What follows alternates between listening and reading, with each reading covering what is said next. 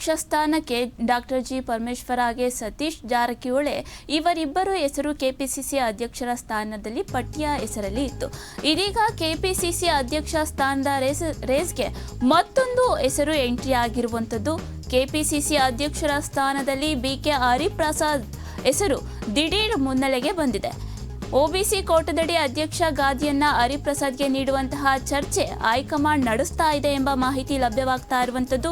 KPCC ಸ್ಥಾನಕ್ಕೆ ಪ್ರಬಲ ಆಕಾಂಕ್ಷಿಯಾಗಿದ್ದಂತಹ ಸತೀಶ್ ಜಾರಕಿಹೊಳಿಗೆ ಹೈಕಮಾಂಡ್ಗೆ ಸವಾಲಾದ ಇದೀಗ ಜಾರಕಿಹೊಳಿ ಬೇಡಿಕೆ. ರಾಜ್ಯ ಕಾಂಗ್ರೆಸ್ ಪಾಳ್ಯದಲ್ಲಿ ರಾಜಕೀಯ ಚಟುವಟಿಕೆಗಳು ಗರಿಗೆದರಿದ್ದು ನೂತನ ಸಿಎಂ ಆಯ್ಕೆ ಸಂಬಂಧ ಇಂದು ಸಿಎಲ್ಪಿ ಸಭೆಯನ್ನ ಕರೆಯಲಾಗಿದೆ.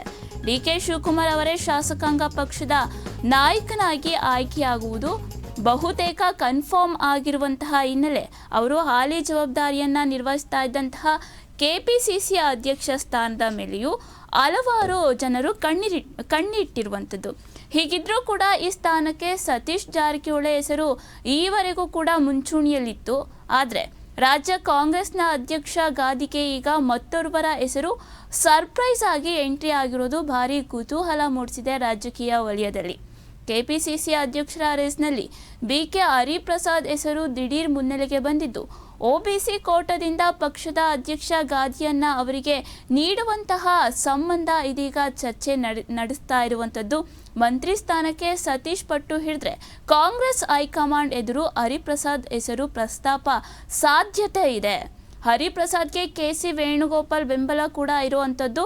ಇಂದು ನಡೆಯಲಿರುವಂತಹ ಶಾಸಕಾಂಗ ಪಕ್ಷದ ಸಭೆಯಲ್ಲಿಯೇ ಹಿರಿಯ ಶಾಸಕರಿಂದ ಕೆಪಿಸಿಸಿ ಅಧ್ಯಕ್ಷ ಸ್ಥಾನದ ಬಗ್ಗೆ ಕೂಡ ಪ್ರಸ್ತಾಪದ ಬಗ್ಗೆ ನಿರೀಕ್ಷೆ ಇದೆ ಎಂದು ಹೇಳಲಾಗ್ತಾ ಇದೆ.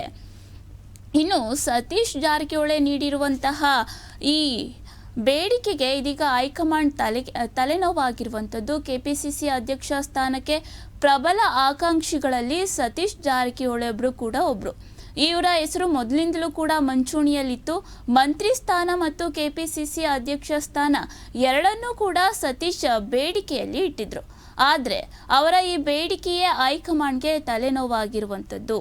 ಒಂದು ವ್ಯಕ್ತಿ ಅಥವಾ ಒಂದು ಸ್ಥಾನ ಎಂಬ ನೀತಿಯನ್ನ ಕಾಂಗ್ರೆಸ್ ಹೈಕಮಾಂಡ್ ಅನುಸರಿಸ್ತಾ ಇದೆ. ಈ ನೀತಿಯು ಈಗಾಗಲೇ ಅನೇಕ ರಾಜ್ಯಗಳಲ್ಲಿ ಜಾರಿಯಲ್ಲಿದೆ. ಹಾಗಾಗಿ ಜಾರಕಿಹೊಳಿ ಅವರ ಈ ಬೇಡಿಕೆ ಹೈಕಮಾಂಡ್ಗೆ ದೊಡ್ಡ ಸವಾಲಾಗಿರುವಂಥದ್ದು. ಇನ್ನು ಮುಂದಿನ ದಿನಗಳಲ್ಲಿ ಕೆಪಿಸಿಸಿ ಸ್ಥಾನವನ್ನು ಯಾರಿಗೆ ನೀಡ್ತಾರೆ ಎಂಬುದು ರಾಜ್ಯ ರಾಜಕೀಯದಲ್ಲಿ ಇನ್ನೊಂದು ಕುತೂಹಲ ಆಗ್ತಾ ಇರುವಂಥದ್ದು. ಇನ್ನು ಈ ಬಗ್ಗೆ ಸತೀಶ್ ಲೆಕ್ಕಾಚಾರ ಏನು ಎಂಬುದರ ಬಗ್ಗೆ ನೋಡ್ತಾ ಹೋದ್ರೆ, ಸತೀಶ್ ಜಾರಕಿಹೊಳಿ ಕೆಪಿಸಿಸಿ ಅಧ್ಯಕ್ಷ ಸ್ಥಾನವನ್ನ ಮಾತ್ರ ಸ್ವೀಕರಿಸಿದ್ರೆ ಬೆಳಗಾವಿ ಜಿಲ್ಲೆಯಲ್ಲಿ ಅವರ ರಾಜಕೀಯ ಹಿಡಿತ ದುರ್ಬಲಗೊಳ್ಳಬಹುದು ಎಂಬ ಆತಂಕದಲ್ಲಿ ಸತೀಶ್ ಜಾರಕಿಹೊಳಿ ಇದ್ದಾರೆ.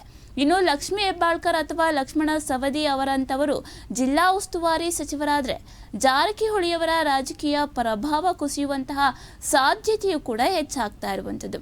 ಇವರ ಅಹಿಂದ ರಾಜಕಾರಣದ ಮೇಲೂ ಇದರ ಪರಿಣಾಮ ಉಂಟಾಗಬಹುದು ಅಂತ ಸತೀಶ್ ಜಾರಕಿಹೊಳಿಯ ಲೆಕ್ಕಾಚಾರ ಆಗಿರುವಂಥದ್ದು. ಇನ್ನು ಮುಂದಿನ ದಿನಗಳಲ್ಲಿ ಈ ಬಗ್ಗೆ ಹೈಕಮಾಂಡ್ ಯಾವ ರೀತಿಯಾದಂತಹ ನಿರ್ಧಾರವನ್ನು ತೆಗೆದುಕೊಳ್ಳುತ್ತೆ, ಕೆಪಿಸಿಸಿ ಅಧ್ಯಕ್ಷರ ಸ್ಥಾನದಲ್ಲಿ ಯಾರನ್ನ ನೇಮಕ ಮಾಡುತ್ತೆ ಅನ್ನೋದನ್ನ ಕಾದು ನೋಡಬೇಕಾಗಿದೆ.